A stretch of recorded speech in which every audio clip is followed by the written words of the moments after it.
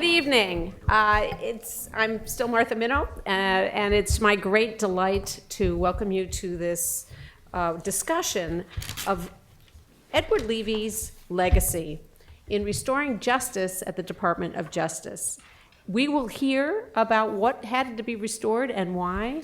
We will hear about the repercussions of his work to this day, and I will introduce the panel, and we hope to have just a lively discussion. I'm just going to say a few words about him before introducing the panel. So, Edward Levy, who had been president of the University of Chicago and also dean of the University of Chicago Law School, was asked by President Gerald Ford to serve as Attorney General after the credibility of the Department of Justice was eroded by scandals in this country. How many people here ever heard of the Watergate scandals? Thank you. Good. Okay. Well, that's a good thing to know. And we'll hear more about them now. I just want to offer one quotation that just gives a taste of the remarkable way in which he expressed himself about crucial things. He said, "The one thing we ought to worry about is the propensity of this country to overreact and to engage in cycles of bitterness." That's an amazing thing for someone to say at a moment that the country was actually reeling from the shock of massive scandal at the highest possible levels. And I put that out as my challenge to the panel, to think about that. What could he have meant? Was that a kind of cautionary tone that we could use today? As I do introduce the panel, our first panelist is going to be John Levy, who you may notice has a name that's similar to Edward Levy. John is currently the chair of the board of the Legal Services Corporation, where he was nominated by President Obama, confirmed by the Senate. And he also is a partner at a major law firm. And he was recently elected to the American Academy of Arts and Sciences. And indeed, he is related. Edward Levy was his father, and his brother, David Levy, is the dean of the Duke Law School, and he has another brother who somehow wandered away from the family business and is a renowned scientist in particle physics and cosmology. We will then turn to Jack Fuller. Jack is a graduate of Yale Law School and served as a special assistant to U.S. Attorney General Edward Levy, and has edited a collection of the speeches of Edward Levy. And so I think at the moment he's the world expert on the words of Edward Levy. He's himself a Pulitzer Prize-winning journalist who spent nearly 40 years working in newspapers, including the Chicago Tribune, the Chicago Daily News. And he is also someone who has a broad perspective about the whole news business, having been president of the Tribune Publishing Company. And we're just delighted that he's here. I also have the good delight of serving on a board with him. We then have Larry Kramer. Larry Kramer, a lot of deans around here, former dean of the Stanford Law School, who's now the president of the William and Flora Hewlett Foundation. And he is one of the leading theorists, really, about the relationship between democracy and judicial review, and has worked in the fields of constitutional law and civil procedure and federalism and the role of courts for a long time. And he has some interesting connections with the subject here, and he actually wrote a wonderful opening essay in the collection of essays, speeches that we have here today.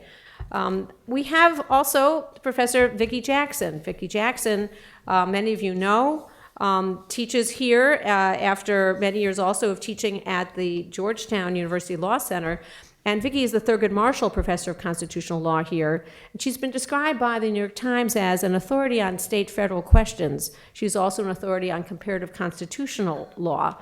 And she served as a law clerk for Justice Thurgood Marshall and practiced law, and also served as Deputy Attorney General in the Office of Legal Counsel at the Department of Justice, and has some perspectives about the building, as well as ways to understand Edward Levy's experience. And then reflecting after the others have spoken, we will see if Susan Davies has anything that she wants to say. I think she will. She is a litigation partner currently at the law firm of Kirkland and Ellis, having served in all three branches of the federal government. Deputy White House Counsel to President Obama, and prior to that, General Counsel and Chief Intellectual Property Counsel to the U.S. Senate Judiciary Committee. She also worked in the Department of Justice in divisions including antitrust, the Office of Solicitor General, and the Office of Policy Development. Some of you may be interested that when she was senior counsel at the Department of Justice, she was involved in the United States lawsuit against Microsoft Corporation, which I think it's still recovering from, last I saw. So we will start first with John Levi. Thank you, Martha. And what Martha didn't tell you is that she is the vice chair of the Legal Services Corporation Board. And frankly, I don't think I could be doing what I have to do as chair without her remarkable help. You have a remarkable dean in Martha Minow. I don't know where she finds time for herself, but she certainly finds time for all of us. You're terrific. And it's great to be back here at my alma mater law school and to see the chopped off pound hall for the first time. It actually looks very... half pound. Half pound. But it looks really great. And to thank Jack, Larry, Susan, and Vicki for being here today, and all of you for coming to this event and have the opportunity to talk about my dad and his tenure at Justice. And I thought, since I wasn't at Justice with Dad, that I would try to set him a little bit for you and give you a sort of a sense of where did he come from and how did he see his role. So our father grew up in Hyde Park in Chicago. He basically lived 90% of his life probably in a 1 square mile area, other than the times he spent in Washington, really, and I think a visiting professorship at Stanford for 1 term. He was the son of a scholarly rabbi, and he came from a long line of rabbis. And they weren't a wealthy family. He stayed in the Hyde Park community and went to the University of Chicago, where he was a literature English major. In fact, we can't find this, if we could, it would really be worth something. But he did a pilot of children's radio shows with Orson Welles, and who read them, 8 such things. And anyway, but I think that what's important is that he learned the power of the pulpit as a kid. And he learned the power of the pulpit to move people and to educate people. And he went on to be a law teacher, so he understood how you use a classroom. He was regarded as a great teacher. Larry can tell you whether he was.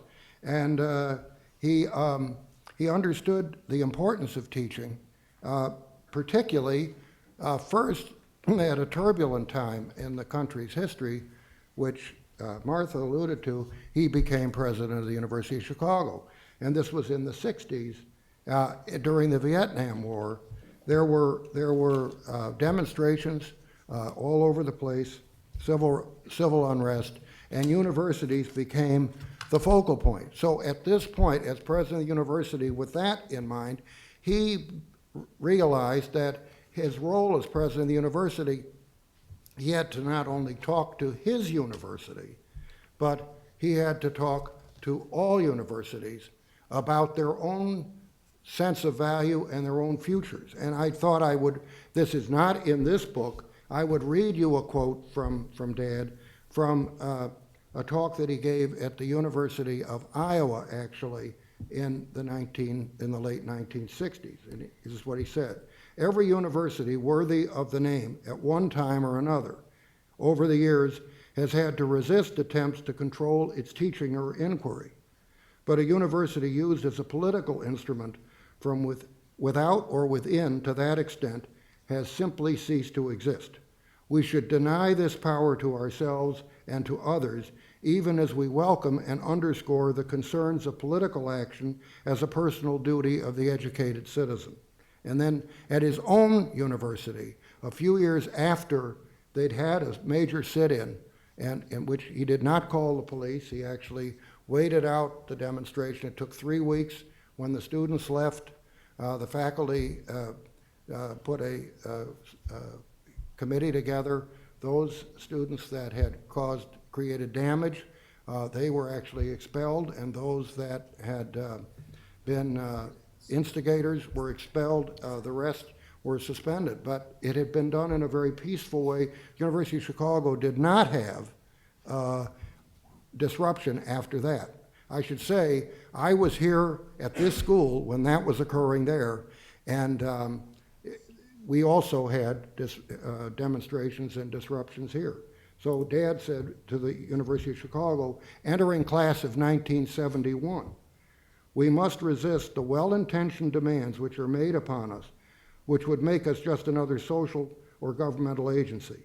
We must acknowledge that there are doubters, possibly some among you, and all of us at times are afflicted with these same doubts concerning the life of reason and the life of action in these troubled times. Universities have often existed in troubled times, and often, including in this half-century, when faith in reason has been lost. But the faith of a university and its inner integrity are never more important than in such periods of doubt. So, any event, this is who Dad is, and he's in the middle of trying to navigate the University of Chicago in a rough time, and in a community that also had community issues, and he's starting the first campaign for the university in many years, and he gets a phone call from then Chief of Staff to President Ford, Don Rumsfeld, who asks him to come down to Washington, he thinks, to talk about the education bill. So I didn't even know about this. I was then living in Chicago and already working at our law firm. And about 11 o'clock that night, I get home and the phone is ringing, and that's unusual. We didn't have cell phones and email and whatever, and so it was my mother saying that your father went down to Washington today, and they tricked him. And the president told him he had to become attorney general. He doesn't have to do that, does he?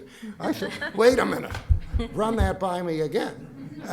And she said, well, the president had told him that the country was in a real crisis and it needed an independent attorney general who was a legal scholar, who understood the role of law, and revered the law and had an impeccable record, and he was the choice. And he wasn't really going to take no for an answer.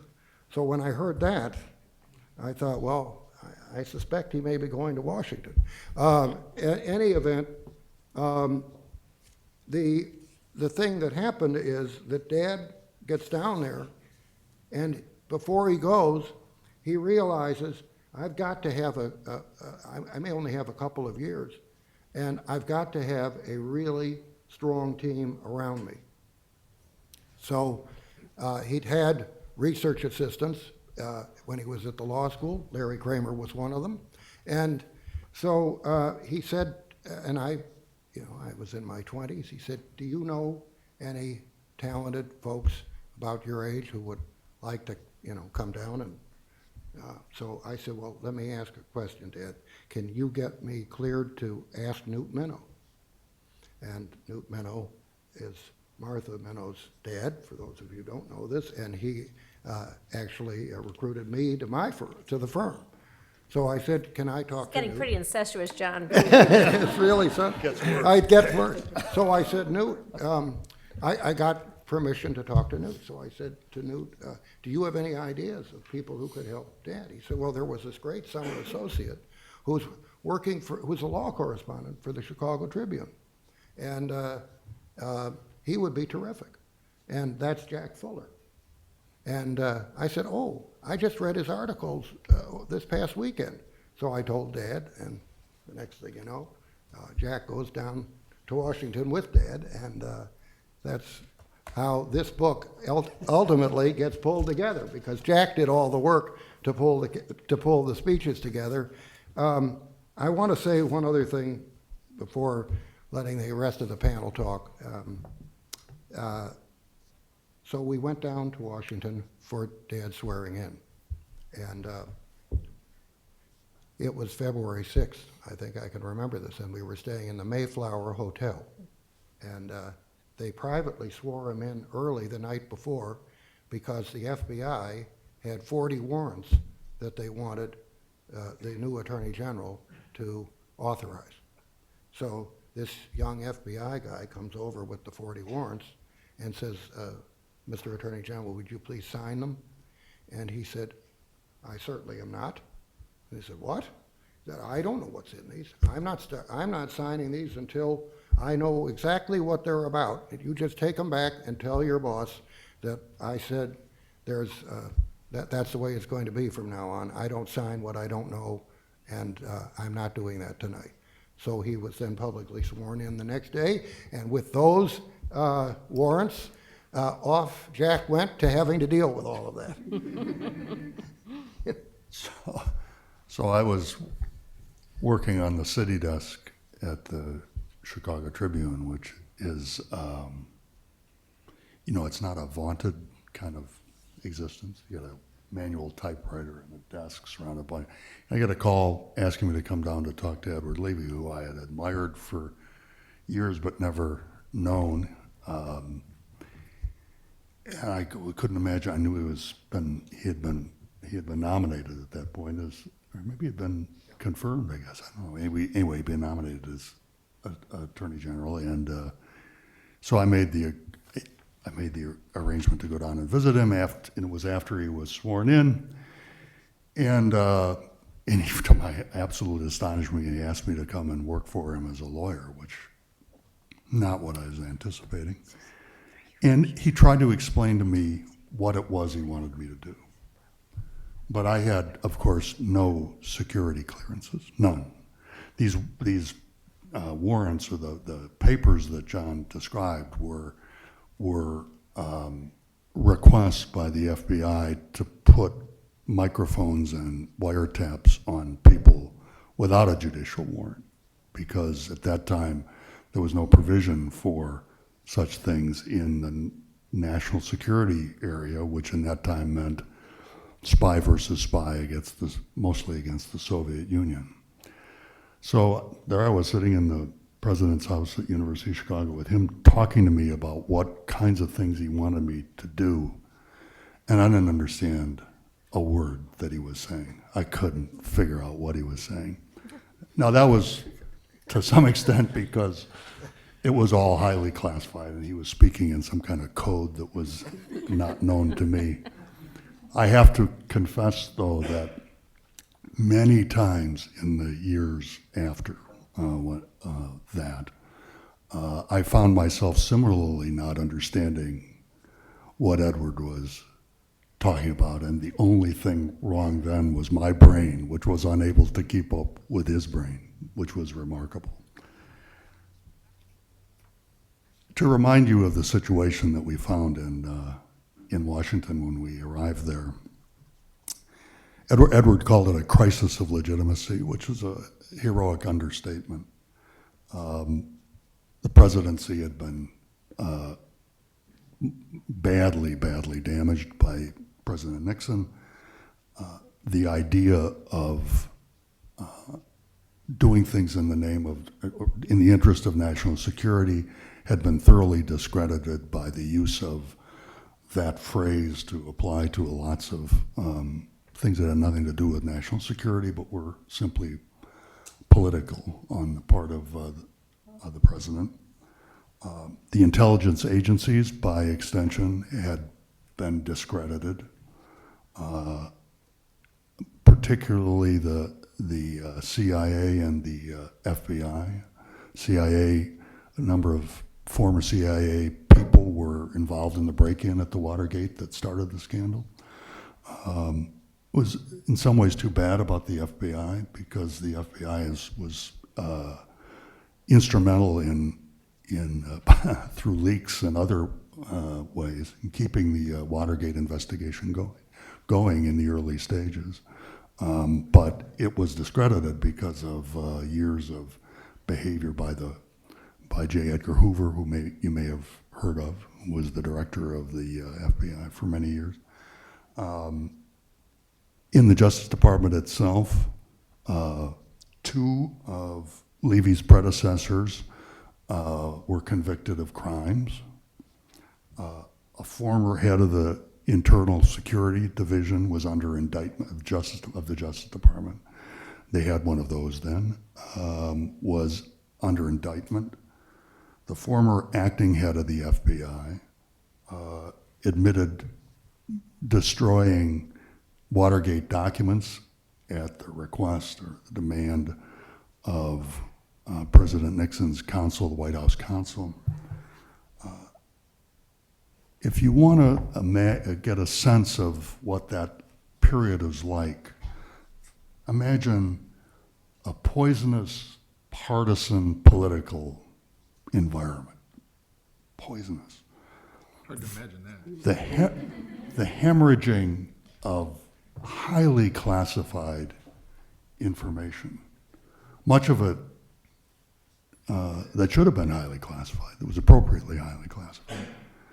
Widespread public distrust unto cynicism about government at every level. You get the picture? This might be something you can identify with. Levi used to say of this period that we were reliving years of the history of things done to keep the country safe without remembering the reason why we quite rationally felt fear. And that also might ring true to you today. I'm going to read one passage now and then and another later. This is from a talk that Edward gave at the American Assembly on Law and a Changing Society in 1975.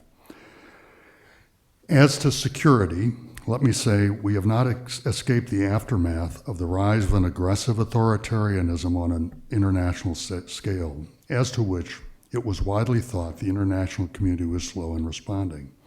And it gave the world an example of terror and destructiveness. The words of Churchill condemning Munich may not have been widely known or appreciated by a generation which died in Vietnam, but the connection was there.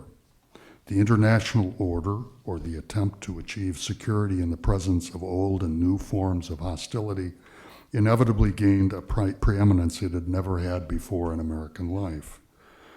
We were not prepared for this then. In some ways, we are not prepared for it now. The domestic repercussions of reaction and counter-reaction were severe.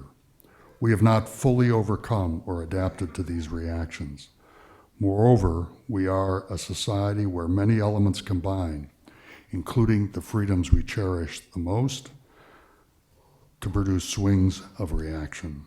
In our bafflement as to how to reconcile the different requirements of international and domestic order or disorder, we have moved from one extreme to another, and perhaps the most constant theme is the refusal to face up to the differences between the international and the domestic setting. But since the realms cannot be separated completely, and each realm tends to influence the other, the relationships require much more jurisprudential thought than has been given. We have found it hard to come to terms with the measure of security required for our day and with the control of that security. Unfortunately, the ramifications are many. Levi had a way of speaking about things, as you could tell from that passage, at the moment, of the moment, that transcended the moment somehow. That statement of his, at least to my ears, not only echoes back to World War II and the Vietnam, the turmoil over Vietnam, but echoes forward or plays forward to the moment that we've lived through on 9/11 and that we're living through today. Levi took restoring faith in the legitimacy of government and adherence to the rule of law as his very highest priority. And perhaps the most forceful way that he attempted to do that and did was to model in everything that he said and did what he called government by discussion, a phrase that he had gotten from Walter Bagehot. By this he meant, trying to say what Edward meant about anything in a few words is difficult. But I think what he meant was an openness, a commitment to intellectual honesty, by which he meant a willingness to engage, to understand counter-arguments, and treat them with due respect. Here are some of the things that he did. He publicly discussed electronic surveillance and FBI intelligence investigations in detail in a way that had never been done before, and with a lot of resistance and skepticism within the government to speak that way because of fears of violating, of disclosing secrets and so forth. Notably, he gave testimony before the Senate Select Committee on Intelligence about electronic surveillance. That talk is in this book. It was an extensive piece of testimony. In this book, it runs a full 33 pages. And he delivered it all orally to the committee, which graciously suggested that perhaps he'd like to just deliver a short executive summary. He said, no, I think I want to deliver the whole thing. It remains, I think, the most comprehensive and thoughtful discussion of the topic by a public official. And it has remarkable resonance down to this day. He promulgated public guidelines for the way the FBI initiated and pursued investigations, most importantly, the domestic intelligence investigations that had the most potential to abuse people's political freedoms. Under the guidelines, again, with much controversy internally, the number of these domestic intelligence investigations declined from about 5,000 to less than 300. And he proposed what has become the Foreign Intelligence Surveillance Court that's so much in the news today. Here's what he said in discussion of a proposal that he had made to Congress for the establishment of that court. That court was established so that these messages from the FBI, which for my sins I had to review first and make a recommendation on each of them, so that they would be replaced by a judicial warrant instead of having it all be done within the executive branch. This is what he said to Congress. In providing statutory standards and procedures to govern the use of electronic surveillance for foreign intelligence purposes in this country and establishing critical safeguards to protect individual rights, the bill also ensures that the President will be able to obtain information essential to the protection of the nation against foreign threats. While guarding against abuses in the future, it succeeds, I trust, in avoiding the kind of reaction against abuses of the past that focuses solely on these abuses, but is careless about other compelling interests.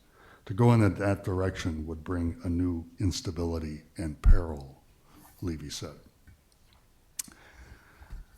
In my view, it's probably in significant part because the ideal of government by discussion, especially in the area of national security, was not sufficiently practiced or not practiced at all, particularly after the attacks of 9/11, that his hope that the cycle of reaction could be avoided the next time, sadly, has proven not to be realized.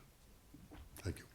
Thank you. Larry Kramer, you have some thoughts about this. So, although, they overlap a lot, so I just underscore what seemed to me some of the key themes, although just not to be mysterious, Martha's initial reference. So I graduated college in 1980, it was after he was the Attorney General, and I had zero desire to go to law school. It was not something I ever wanted to do. I moved to New York, which is what everybody did back then. I was going to be a writer.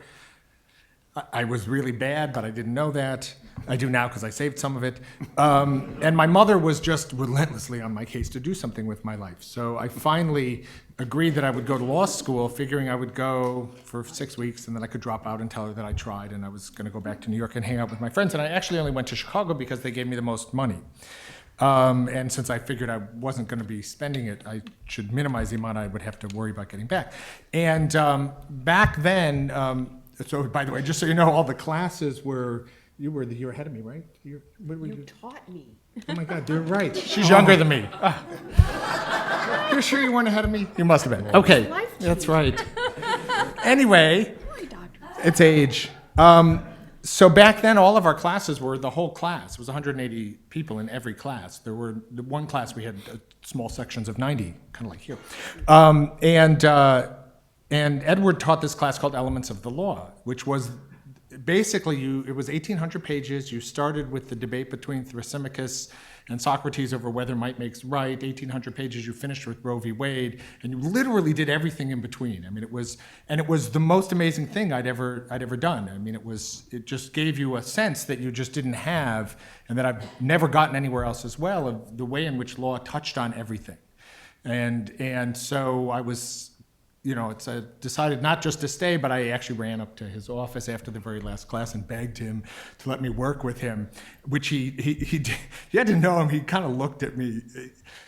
Could make you feel very small very quickly, because he wouldn't say anything. He would just sort of look at you with this slightly bemused smile. There it is. That really is it. But he agreed to, and I spent the 3 years working on the Elements materials, which he had always planned to publish, but he could never quite get to the point where they were good enough in his own mind to let them be published. So they've never been published. I have the very last set of them because he stopped teaching the year after I graduated. By then, I guess the Alzheimer's had become bad enough. Actually, it was starting while I was there. He had a moment where he told us a story in class where he had woken up in the middle of the night and he was walking around the house going, where are they? And his wife came up to him and she said, what are you looking for? He said, the keys to history, which was sort of the way he was about things. So as I say, they never got published, although I have taught them several times. I was actually scheduled to teach them with David, John's brother, before he became the dean at Duke and moved away, and I think he teaches them down there now. If you ever get a chance to look at these materials, I recommend them as just reading to really get a sense of the broad interconnections of law across everything in a roughly historical way that really does begin with the ancient Greeks and ends with the Constitution. And I mention that partly because you have to get a sense of the mind of this person. So I'm generally, although as I get older, I become less and less opposed to the idea of golden ageism, that, back in the day they were better than us and smarter than us, and they were giants and we're not. But as I say, as I get older, it begins to look more plausible. There was certainly that sense. There was a way in which the breadth of Edward's knowledge and his ability to draw on it in all sorts of ways was what was really kind of dazzling. And you see that in these speeches. To me, what comes through and is really most impressive is, so when I became dean, someone pulled me aside and said, the most important thing when you become a dean is you have to be able to see both the forest and the trees at the same time. You can't lose either for the other, and you have to be able to pay attention and to tend the needs of both simultaneously. And you see that in these speeches, which are operating at all times on so many different levels. So there is the immediate needs, which are built into the speech, which Jack talked about, which was essentially restoring morale within the Department of Justice and the FBI, which was pretty much destroyed at this moment in time. And many of the speeches he's speaking directly to them, often directly to them as the audience, but even when not, still speaking directly to them. But then, at the same time, he's also in all of them speaking to the larger American public and about a broader set of themes. And still at the same time, always also embedded in the larger philosophical and jurisprudential movements about law at the time, and drawing on all of these things simultaneously is one of the things that makes the speeches so interesting. So I just want to say a couple of words about each of those levels. So, as you've heard, the most immediate needs were restoring the credibility and the morale at the FBI and DOJ after Watergate. And I know a bunch of you raised your hands that you know what Watergate is. Although here's the thing that I think is really hard to capture today, which is just how shattering it was at the time. Because, the truth is, we've seen much worse scandals since, and scandals that were worse that happened before have come to light since. And on the one hand, and on the other hand, the whole gate thing has been so trivialized, right? Travel gate, I mean, seriously. And it's hard to sort of recapture at the time, because it was so novel, not to have, people in government do things that were illegal, but to do so many things at the same time, and so many of which seemed so sordid, breaking into the psychiatrist's office to get the notes so you could discredit him, and plumbers to break into houses. And of course, there was I just love that the committee to reelect the president, the acronym is CREEP. And it all has that sense, so that just made it something completely novel at the time. And so the effect of it on the public and within the government, we really haven't seen quite the like of it since, even though, as I say, I think there have been worse things. And, Levy's ability quite quickly to begin to restore morale and credibility is really, it's a testament. And I think it's the interaction of three things, again, which have been touched on. Part of it was just who he was. I mean, he came into the government with this incredible credibility because he had been in the Justice Department, but he was a well-known legal scholar, a well-known president of a university, had handled the problems in the 60s at Chicago better, basically, than any other president in the country was thought to have handled them at their university. Although I will say the thing that he did that was smart, which got left out of that recounting, was he just gave them the building and waited them out, and eventually, since nothing was happening and the police weren't coming and the press wasn't there, they gave up and they came out. And then, as John mentioned, they expelled the students, but he waited till the summer to do that, when nobody was there to protest. And then by the time people came back, it was a kind of dead issue, and so it never really took anywhere at Chicago. Well, if you talk to any of the people who were radicals at Chicago at the time, they hated him because he so outsmarted them. But anyway, part of it was, just this person with incredible integrity and credibility. And then part of it was, again, as has been touched on, his openness and transparency about what the problems were and what he was going to do about them, and his actions. So the guidelines, both on surveillance and on domestic investigations, were quite new. They look really good today, right, when you compare what has happened since. And again, it's another thing that's happening at this time is it's the first wave of terrorism. There's hijackings sort of on a weekly basis, and the first security at airports, which again is a lot less than what we have today, but in terms of relative change was not. And so the ability to be restrained and open and lay down these guidelines that were then followed for a long time within the department.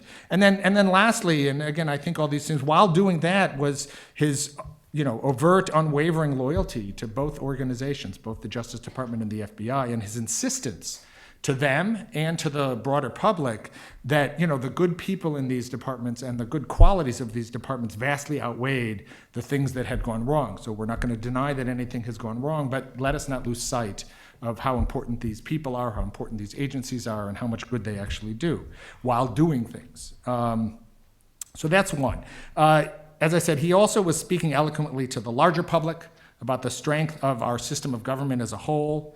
And this is something, the quote Martha began with here is, and actually I think Jack had a similar quote. You see, there's lots of quotes like that. He says this a lot, this idea that we don't want to have reaction and counter-reaction. We don't want to be playing tit for tat. We want to move forward, right? What we don't want is using the mistakes that were made by the people ahead of us to overreact and make that an excuse to have countermeasures that are even worse. And of course, that has essentially been the story of politics since the time of Watergate. So unfortunately there, I think he turned out to be speaking to nobody listening, but if you think what's happened, sort of beginning, say, with the first Bush's term, and the Republicans are perceived to go to excesses, and here I'm thinking about things like the way they campaign and the way they govern.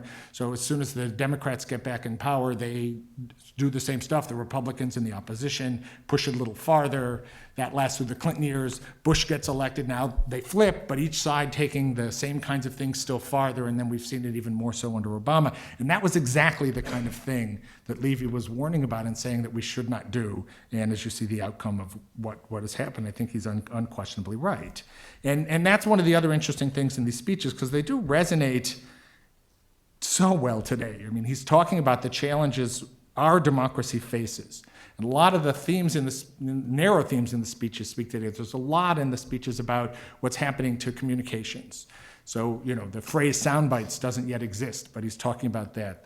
The fragmentation of media, the multiplicity of sources, the tendency of people to begin to, now again, we have phrases today to look for filter bubbles and echo chambers. It's all starting in that period, and it's something that he's talking about. But what really resonates above all through it is the core value, which is the need to compromise. And I also have, one quote. This is a constant one, but one of my favorite ones here is he says, "It is when our differences are greatest that accommodation and compromise reflecting the exigencies of the matter at hand have been not only possible but a felt necessity.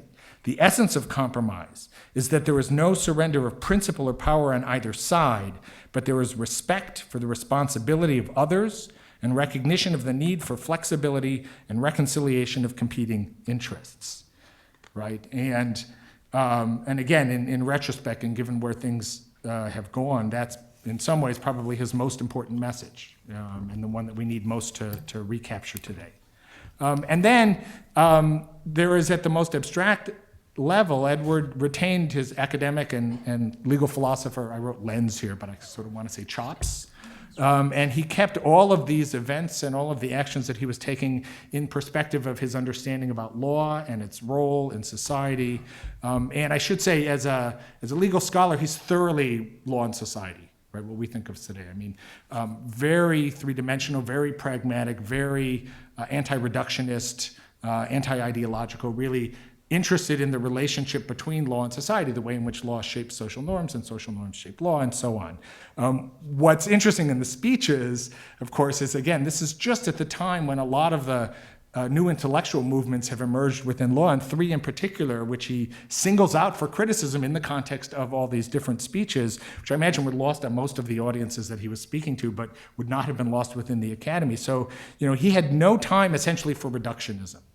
So he is contemptuous of originalism, rightly so in my view, but his view is this is a foolish understanding of constitutionalism in general, more importantly of our Constitution in particular, the way in which both it was framed and has operated. And he takes a lot of time to both criticize law and economics, of which he was a founder originally, but the direction in which it goes off in the 70s from his perspective, which is highly reductionistic and loses the real relevance of what it was supposed to be about, its empiricism and so on. And of course, he has a lot to say about critical legal studies, which is just emerging at the same time. And from his perspective, is similarly reductionist. And he sees law and economics and CLS as essentially opposite sides of the same coin, both of them reducing everything to essentially a struggle for power, right? Materialist, downplaying the ability of reason and ideas to shape or control what people do. Now, you can agree or disagree with that. What they add up to for me, and what I think is most powerful about particularly these speeches, since these are speeches he's giving as Attorney General, not things he's writing as an academic or as the CEO of a university, is all of this is in his public statements as a political figure. So he engages with the public, he presents ideas, he draws on history and literature and social science in what are political speeches, and he openly recognizes the problems at hand, right? And he does that to us, to the public. So I'm going to just, this is actually me. This is a passage from the introduction, which I can't improve by doing it off the top of my head. What these speeches reveal about how, what is most important is what these speeches reveal about how people in positions of authority used to talk to us.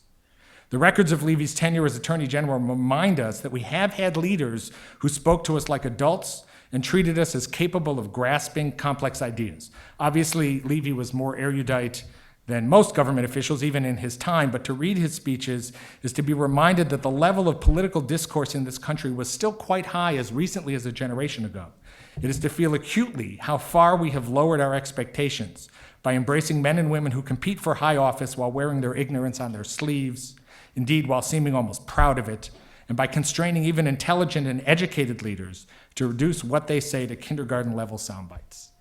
And as I say, if you think about Edward Levy as a public figure, it's the opposite, and that is something we dearly miss. Thank you. Vicki Jackson. So I think I'm the only one on the panel with no connection to Chicago, and if you can read accents, you'll hear New York. But I attended law school between 1972 and 1975, a time that tested belief in what we might have understood the rule of law in the United States to be. Like other speakers, I'm going to take a moment to try to bring you back there. So it's June-ish of the summer before I start law school, and I get a call from one of my best friends, from growing up, and she's laughing. She's working at the Democratic National Committee in Washington, D.C., and she says, "You'll never guess what happened." I said, "What happened?" He said, "We were broken into last night." I said, "Oh, by whom?" She laughed. She said, "Oh, probably the Republicans," laughing, thinking it was a joke. It wasn't a joke. This was the activities of CREEP, the Committee to Re-elect the President. Now, I had spent the summer of 1971, the year before, in Santiago, Chile, when a man named Salvador Allende was the democratically elected president of that country. And in the fall of 1973, in my second year of law school, he was militarily overthrown, and a military government that engaged in many abuses followed for decades. And I remember thinking how fortunate it was that this did not occur in the United States, and it did not, even in the darkest days. But during this same period, when I was in law school as a 1L and a 2L, we found out that the president was keeping an enemies list and using the mechanisms of government to attack people he identified as political enemies. During the litigation, some of you may have read the Nixon tapes case from the 1970s, there was speculation of whether the president would comply with a judicial order of the Supreme Court directing him to turn over the tapes. He did comply. The former Attorney General, John Mitchell, had been found guilty in 1975 of conspiracy and obstruction of justice. Back in the fall of 1973, Vice President Spiro Agnew pleaded no contest to failing to report income. The overall charges against him were of bribery when he was, governor of the state of Maryland. The condition of the plea bargain is he's got to resign as vice president. Then in the fall of 73, 1 month after the military coup overthrowing Allende in Chile, comes the Saturday Night Massacre that, as Harvard law students, you have probably heard about, even if you haven't heard about the rest of this. This was when Archibald Cox, highly respected law professor, former Solicitor General, who'd been asked to conduct an independent investigation, is fired. Now, you know, 2 of the senior Justice Department people would not fire him and step down. Instead, he was fired by the 3rd in command. And eventually, the public outcry forced the appointment of Jaworski, who continued the work as special counsel. But this was an extraordinary time. This is all happening. I and my classmates were 21, 22 years old. It's a very formative period. And I remember in my, last year of law school, when Edward Levi was appointed. And I didn't come from Chicago, and I didn't know Edward Levi except what I read in the papers about him, but it was such a relief. This was a serious person. This was a person with integrity. This was a very respected scholar from the University of Chicago. And though unknown to me at the time, he was also the uncle of Dan Meltzer. He believed in law. He believed, and I quote, in, quote, basic decency and concern for each citizen. He believed the world was a complicated place. He believed, as you've heard, in government by discussion, and he believed in much more transparency than had been the case. He believed in giving serious topics their due in public discourse. He believed in public office, in the honor and integrity of holding public office, and he believed that the attitude with which public offices was carried out was a crucial ingredient, one that could not be supplied by new laws alone. A recurrent theme for him was that laws, and I quote, exist for the common good, and quote, must be enforced with fairness, even-handedness, and a proper and common concern for each individual. Now, one of Edward Levy's concerns that I learned about from this book was a growing concern that people generally were viewing the field of law and politics as simply a struggle of self-interest, a struggle for power, and his concern was that this view was, in his words, self-fulfilling. He wrote, "Our view of the struggle of self-interest, real or induced, is somewhat self-fulfilling. It builds easily upon the pragmatic strain among us with its inherent cynicisms. Many Americans have come to believe that law is being used not for the sake of the social good, but for the sake of the people who created it. I happen to believe that this kind of citizen is wrong," he wrote, "but the fact is that it exists, and it has serious consequences." by emphasizing, as he did, the risks of self-fulfilling understandings, of only having cynical motivations for public actions. I understood Levy to be saying that if one focuses attention only on the power interest, only on the self-interested motivations for public actions, one conveys the idea that this is all our public representatives and officials should care about. And it makes it much more likely to occur.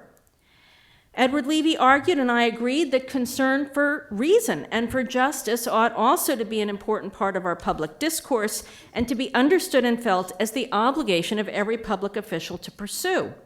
His concerns about the adverse, self-fulfilling effects of an undue focus on the role of self-interest in politics and law resonate with a concern that I have recently had about legal education, which I'm going to impose on you now.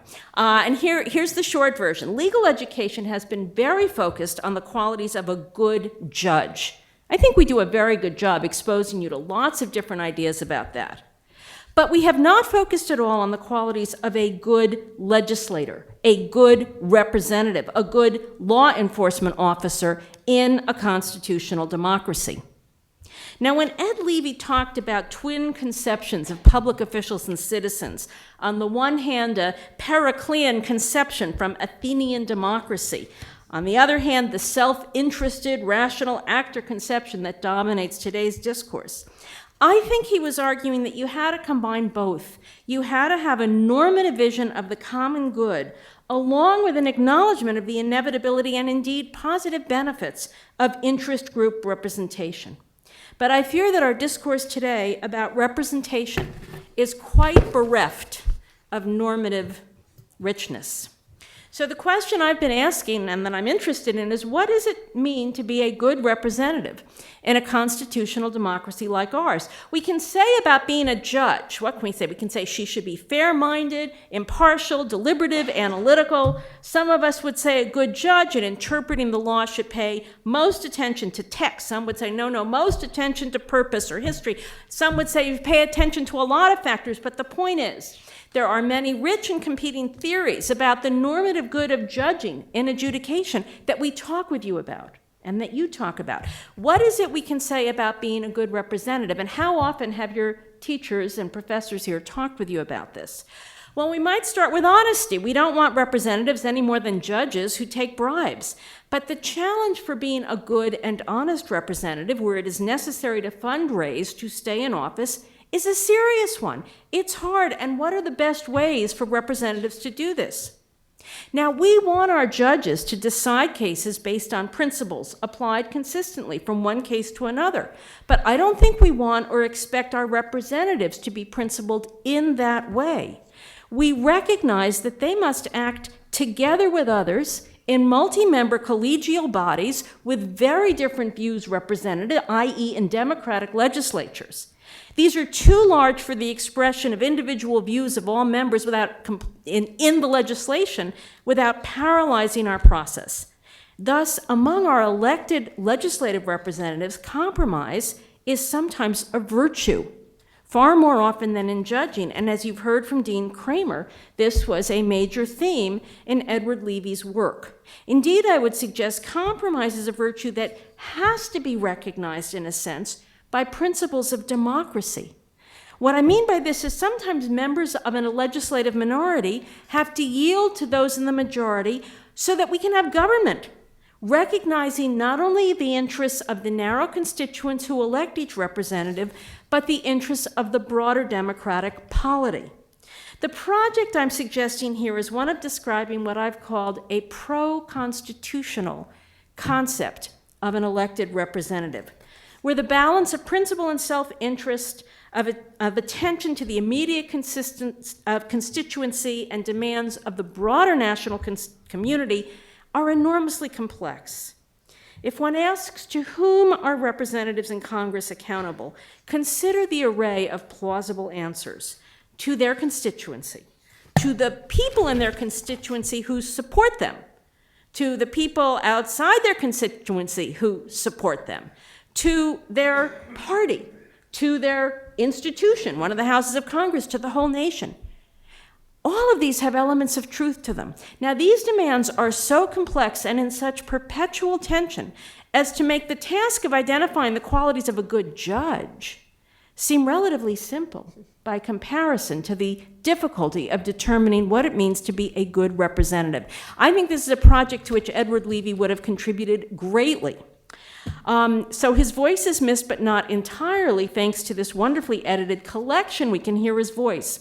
And one of his arguments that I want to note is that it is the responsibility of representatives to do at least two things. First, he said, to vote as the constituents would if they were as informed based on discussion and debate as the representative. And here we see a wonderful blending of a pluralist conception of representation as representing a particular interest of a particular constituency with a more Burkean view that representatives need to consider their constituents' views, but also to exercise some degree of independent judgment on important matters. Second, Edward Levi understood as well the importance of representatives in helping to form public opinion, to exercise leadership, and at the same time to exercise what he called self-restraint. Quoting Levi, he said, "Self-restraint does not mean a government of hesitancy. It means that the duty to act is coupled with the duty to act with care and comity, ITY, and with a sense of higher values we all cherish." So we might add to our little conception of a pro-constitutional representative that it is one who helps inform the public and public discourse, not through catchphrases and antagonistic sallies against the opposition, or not only through those, but through appeal to what Edward Levi insisted was also at the core of our constitutional democracy, a concern for the common good, to be implemented by resort to reason and in a spirit of humility, tolerance, and decency. Now, it seems to me Edward Levi was trying to promote a more normatively rich concept of representation when he wrote about his concern that, and I'm quoting, representation in terms of abiding identities of race, craft, sex, age, or income may impair the idea of what he called a good citizen, or of public citizenship as separate from manifestations solely of self-interest. Thus, he suggested, in words that other speakers have already echoed, that, I'm quoting again, the use of the governmental system by one group to get even with another is a kind of vindictiveness that has no place in our constitutional system. So would that he were still here to help with the project of rethinking public representation in our constitutional democracy of the 21st century, but at least we have some of his wise words thanks to the work of Jack Fuller in bringing this volume to fruition.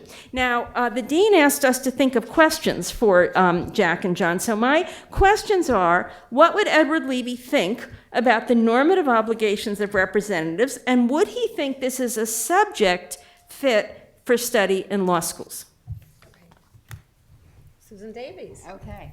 Well, I have the disadvantage of generation here, and that I did not grow up with Edward Levi. I did not study with Edward Levi. I did not work with Edward Levi. I did not encounter him in the newspapers. And so he has the status of Olympian rather than the status of Attorney General or of professor. Current events, as my students have made very clear to me when I say things like, well, you remember the Reagan Revolution, and they raise their hands and say, they are you, by the way, they raise their hands and say, we were not born. We were not born. Current events quickly become history, and history is removed from us. It's removed from, in some important ways, from our understanding about how we might act today. It does not have personal resonance. I was never in Edward Levy's office, let alone his kitchen. And so he stands somewhat glowing, a golden age figure. And as I read this magnificent, I must say, magnificent book about restoring justice, one of the themes that came out of it for me, and it's been referenced here several times, the dean spoke of Levy's mentioning cycles of bitterness, but a cycle comes back in some way to where it started. The title of the book is Restoring Justice, which suggests to me that he knew that there was a justice which could be restored. I pulled out of the first speech, which he gave at, I think, the FBI graduation, titled A Great Trust Waiting to be Reawakened, he says, "I don't believe it has been the rigor of enforcement that has caused people to lose faith in their laws. Rather, it has been a failure to show in our actions," meaning our governmental actors, actions as enforcers of the law, an adherence to principle, really an adherence to the ideal of justice itself, a recognition that since laws exist for the common good, they must be enforced with fairness, even-handedness, and a proper and common concern for each individual. What Levi is writing about, as I read it, from just one half generation off, when he has ceased to be a creature of current events, family history, and personal experience, and become an icon, a man for the ages. When I read this, I read it more as an expression of faith and belief than of any kind of legal doctrine, any kind of affirmative kind of organizational statement about what government should be and how it works. And he has a belief that was clearly made manifest in the Department of Justice that he restored, that I think I am not alone in current popular understanding of despairing of, where this belief may have gone to, and how the belief itself could be restored is, I think, the stuff of current polls. When people say in recent elections, not, "I hate the incumbent," or "this new candidate really offends me, so I'm going to vote for somebody else," that's American, that's politics. No, instead, more and more people are saying, "I don't like this one, I don't like that one, I don't like any of them, I'm staying home. I'm not going to participate in the representative democracy that Vicki was talking about. I'm not going to take the involvement that the Constitution and laws of the United States give me in my own government. I'm not saying I here, but the polity, we seem to have lost this faith. The belief that he has tried to restore, and that in the arenas in which he operates, he seems to have done. We do not need knowledge as a people. We need faith in the kinds of government that he actually made manifest, in the kinds of approaches to law that he lived. And just a half a generation off, I am perfectly willing to embrace the golden age that Larry Kramer aspires to embrace, and to say that I just wonder whether what we need is new systems, or whether what people are looking for, both in the polling place and in the departments and in the academy, is, I was going to say for lack of a better word, but for an absolutely true word, a savior, some sort of messianic kind of voice that convinces people that this kind of a belief about the value and the operation of government is fundamental to who we are and can indeed be attained. That we are in a cycle, perhaps, but not a spiral.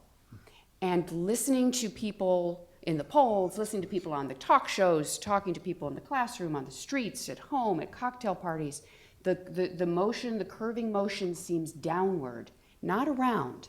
And my question is, behind these speeches was someone who could bring it around, and whether we can, and what he would say about where you find, how you inspire someone, some set of someones, to close that loop again.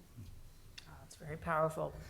So in a second, I'm going to ask you guys here, are you cynical? Do you think it's impossible to have anyone restore faith in justice and the enterprise of government, or any other question that you have? And while you're thinking about that, I will just say that I find 4 paradoxes here. I didn't know Edward Levi, that he was just a name of a great man in my history, though I will say, let's just look at paradox number 1. He's appointed by a president who was never elected to be president.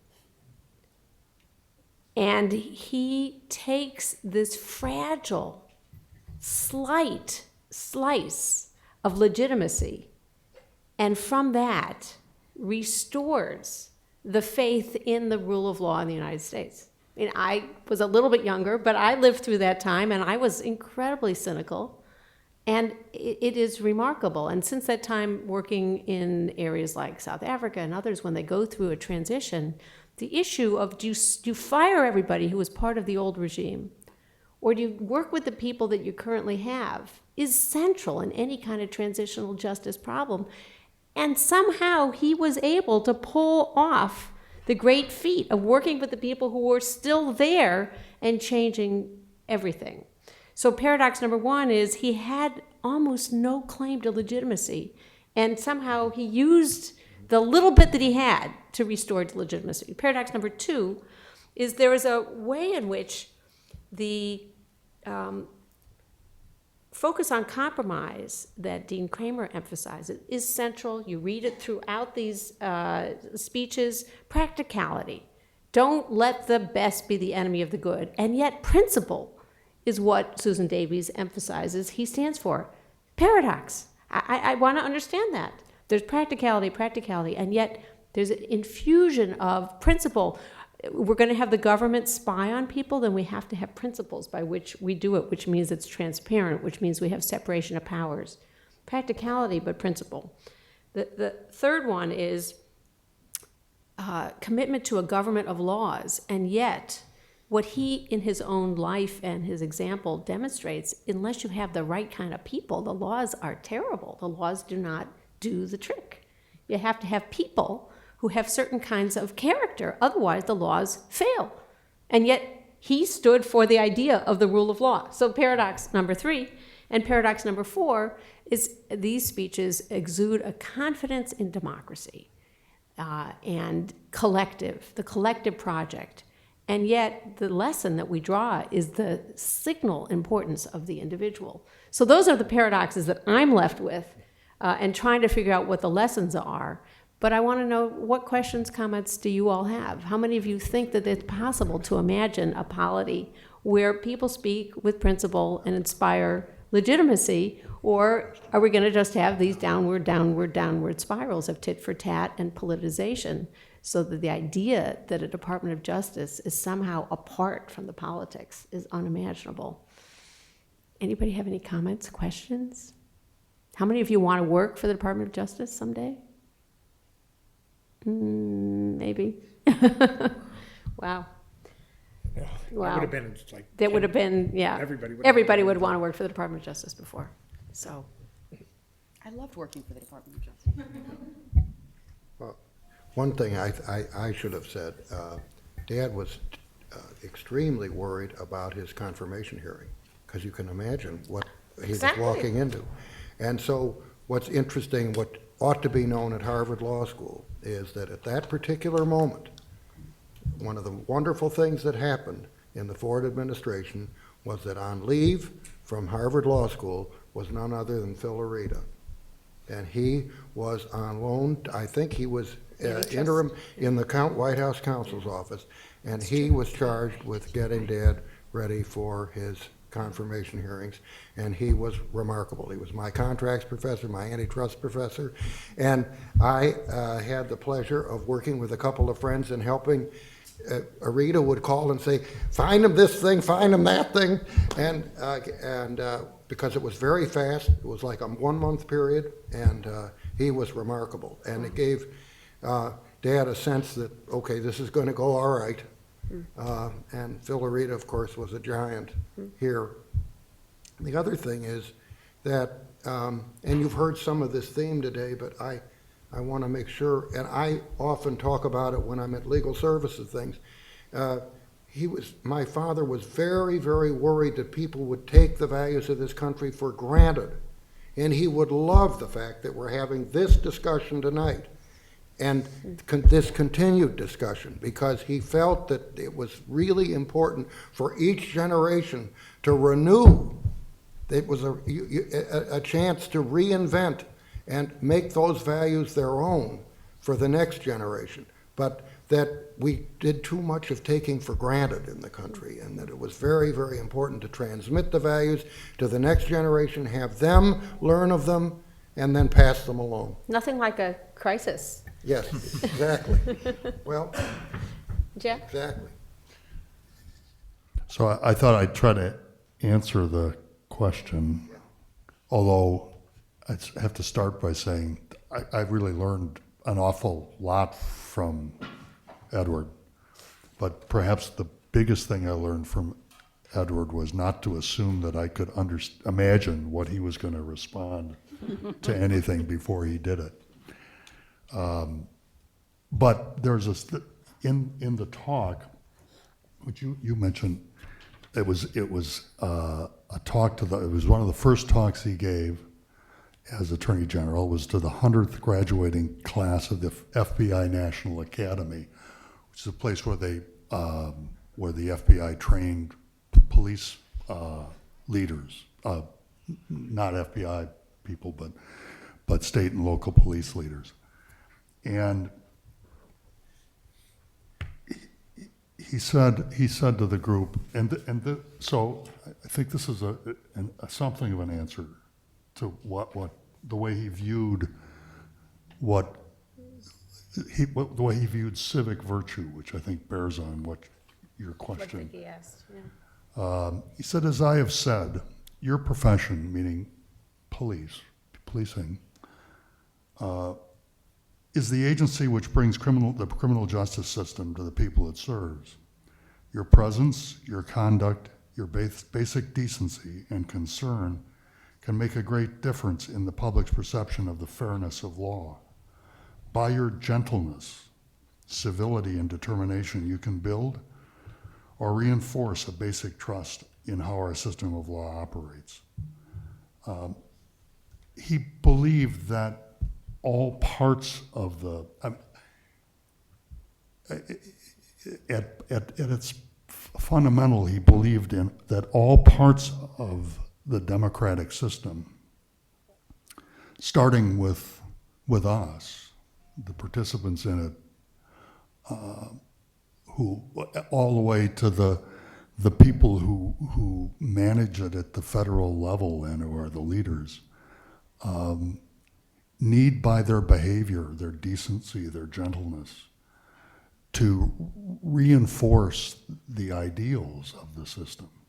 And so to the question of whether a legislator should simply record what his constituents are telling him or the polling tells him, or what she should, whether she should reflect on what generations unborn would ask of her at this moment, or reflect back to the founding of the Republic and ask fundamentally, what should I do in the context of those great thoughts?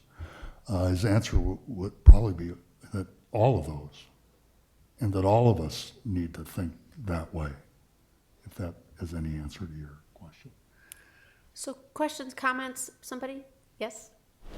In addition to those questions, aren't legislators asking themselves, what do I owe to the people who donated to my campaign? I mean, can we live up to this ideal while we still have campaign financing as it goes down with something like Citizens United? I mean, can we live up to these virtues only with campaign finance reform? Well, I think that's an important question that I meant to tee up, because even in systems where fundraising is not as central a part of a representative's daily life as it is here, being an elected representative is very hard, because there are the people in your district who elected you, but there are the people in your district who voted against you. Just in that paradigm, what you may have tensions of representation. Then there's the good of your district and the good of the whole country. Adding to that the question of what, if anything, you owe in good faith your donors, people who give you money because they think you stand for something. I'm trying to put it in a setting that isn't about corruption as such, but it certainly makes the task, I think, a much more difficult one, and complicates, I think, what we can say about the nature of democratic accountability in this country at this time. So this is not I'm not sure what Edward would have thought about this stuff. I never had any particular conversations. I would say this, though. So there's a famous exchange between Adams and Hamilton at a dinner at Jefferson's house. I don't know how many of you know about this, where Adams says, the corruption of the British system is its downfall and what's problematic. And Hamilton says, you're completely crazy. The corruption of the British system is what makes it function. Now, of course, what he means by corruption is the crown can control the giving away of certain, the rotten boroughs and of course, Hamilton is unquestionably right about this. So, one of the things to bear in mind is not to be, and I think this would be consistent, not to be overly and unrealistically, I suppose, idealistic about the way democracy is going to work. The biggest mistakes that we've made in the last 50 years were getting rid of earmarks and getting rid of and requiring transparency. It's made it impossible for people. So you need a little deal making, right? I mean, the earmarks accounted for something like 1/10% of the national budget, but enabled a huge amount. So you want to think, even when you talk about campaign finance, it's not a new problem. How do you think people got elected? The question is, they used to owe different people. It used to be that in order to get elected, you needed an army of volunteers, and only the local party would turn out the army of volunteers, and so you'd be beholden to the local party bosses. And so there's no such thing as this independence. So the question is, what's a tolerable level at which we can have a legislature that can do the major things that we need it to do for the public weal? We've clearly tipped over too far. I mean, there's all sorts of things that ought to be done by way of reform. But as I say, I think the biggest problems our democracy faces today are mostly the product of good-willed, well-intended, unrealistic regulations of the democratic process. So primaries were a disaster. You look across the 20th century and sort of all of the well-intended political reforms are the things that have created the situation we find ourselves in today. And it's just important, I think, to keep that in mind. Maybe it's another version of each generation having to reinvent and reclaim for itself. Plug for coming attractions. Look out for the homepage. Soon we'll have a posting of a recent lecture by Larry Lessig on this subject, in which he emphasizes that dependence by the representatives is built into the system. The question is, how small is the group upon which they depend? And right now, it's a teeny, teeny, teeny group. You got that idea from me, by the way, at a speech. All Take right. credit for that one. Okay, good. So it seems like it's been a while since we've had the type of democracy that you all have talked about, where people as representatives take these principled stands. Whether it was before we were in high school, whether it was in college, it seems like it's been 10 or 15 years even. How can we get back and end the trends that we are now, both as current law students and even the people who are a few years older than us and are starting to run for representative, when we haven't seen these role models for so long? We don't see it like it is meant to be. And we don't lack for principled stands. You may not like the Tea Party, but they are principled as can be. Right? The problem is we have too many principled stands. And so what Edward said is there's no tension between principle and compromise. Correct. Because you recognize that the person who disagrees with you also stands for principles, and that if you're going to work it out together, you're going to have to figure out that place where you can both live with it. That's what we're missing today. Right. And I think it's too quick to say we have no models. I think that we can find some. They may be small numbers, but Cory Booker, I think, is an impressive guy. I think there's a bunch of people who are in public life who have some. I saw a bad face. You don't like Cory Booker? Okay. Well, then maybe there's some others. But I do think this. I think that rather than looking for someone else, I think the question is in our own selves. What does it take to try to look at the best version of your opponent as opposed to the worst version of your opponent? And if you act that way, that's what you get from these speeches. You get, start paying in kind the way in which you would like the enterprise to be done when you're participating. It may sound naive, but otherwise we end up with the downward cycle that Susan Davies described.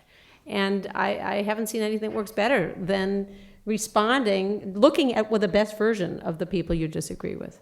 And that's what Levi did, right? He came to BAG, and we heard the criminal records of the people that he was replacing, following, supplanting, substituting for. And there's a shorter time frame, but, and again, it sounds a little corny, but living the best self is probably one of his best. But if I could say, having the right model for the right mix of virtues for the different parts of government is also important. Sometimes in discussions I've been part of in American law schools that are about constitutional interpretation in the legislature, for example.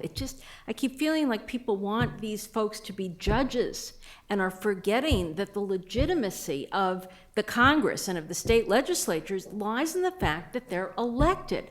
And as elected representatives, by definition, they are supposed to behave according to a different and more complex set of normative demands.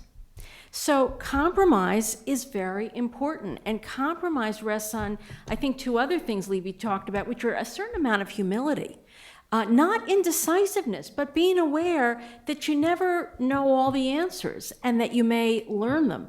So these attitudinal things, coupled with maybe a deeper awareness of the different kinds of virtues. If you took, I have one more story. 2-3 years ago, I was talking with a colleague at a conference in New York, and they said, well, it's impossible to be an ethical president. I said, well, what do you mean? They said, well, you can't be principled and be a president. I said, well, what does it mean to be ethical? Doesn't it mean to make the best choices given often difficult and awful choices? I mean, so there's a role confusion here that I think may contribute to a cynicism about elected public officials that, how do we fight it? We talk about it. I'm in the market for trying to find biographies of interesting legislators. Jack. So a couple of things that are interesting about that. So you ask what can we do and so forth. Again, it comes back to I think a way of being, in a way, civic virtue. Government by discussion. You know, Larry talked about the two things that Edward was quite sharp about. He didn't like the reductivism of originalism, and he didn't like what had become the reductiveness of the law and economics movement. So the team that was the closest team, in addition to a few of us that he had in his office, that he relied on for conversation and debate in making his decisions, included Nino Scalia and Bob Bork. The one, a strong advocate, but actually both of them strong advocates of originalism in constitutional jurisprudence, and the other, a fellow who had driven the idea of economic efficiency as the model of the entire model of the antitrust law to its limits. And yet, because I was in most of those conversations, you know, get Nino, get Bob, get Rex Lee, who was a former partner of John's. Those conversations were the very making of thoughtful decisions. These are extremely smart people.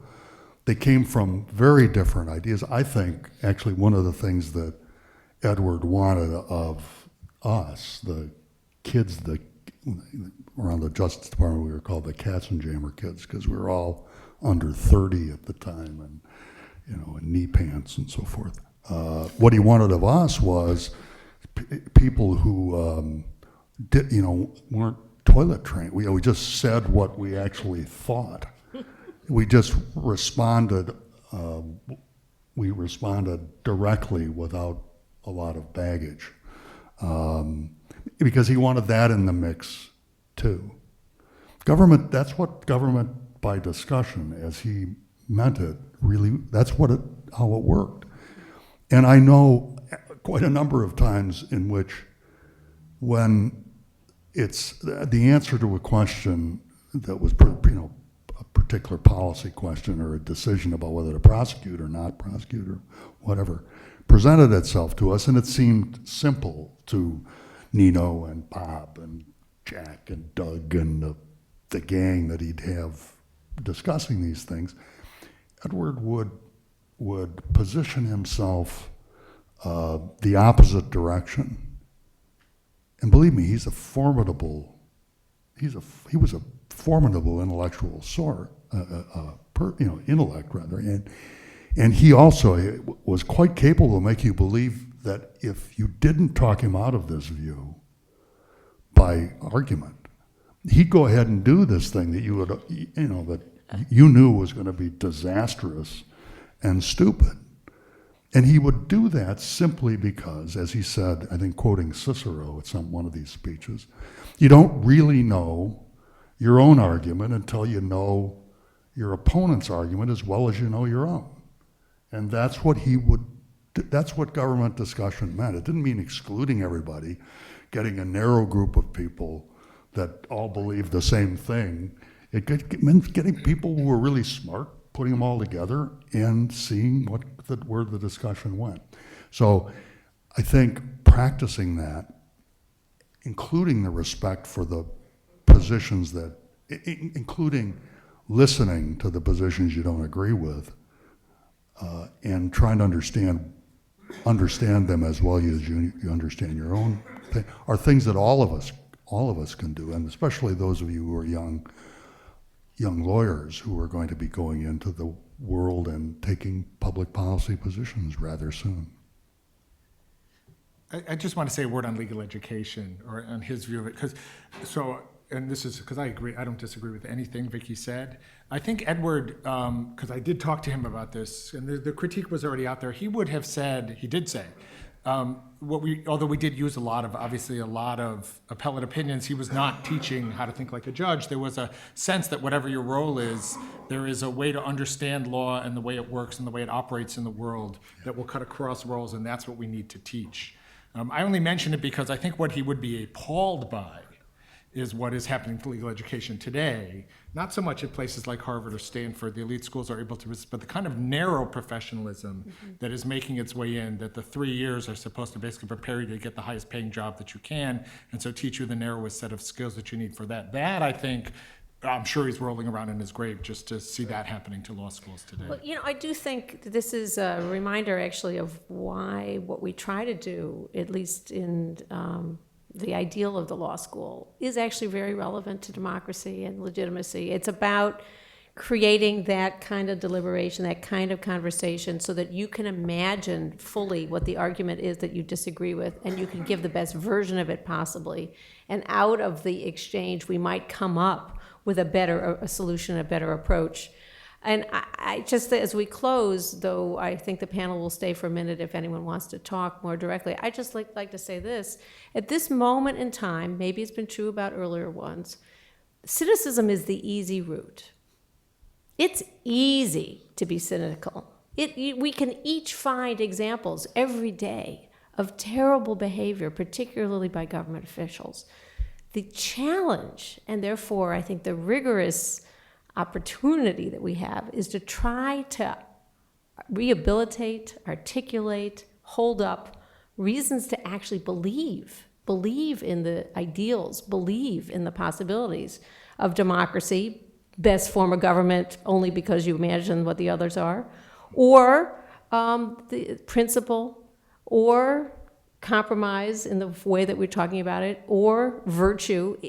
Those are the hard things to find meaning in. And that's why I commend to everyone's attention these speeches that read as freshly and vigorously as if they were just responding to the contemporary debate. And for that, I thank Jack Fuller very much for the work of pulling the speeches together and giving us a context, Larry Kramer for his presence here as well as his marvelous introduction, John Levy for somehow surviving being the son of, and Vicki Jackson for her very insightful and provocative questions about being a representative, and Susan Davies for this terrifying image of the cycle. Thank you all for being here.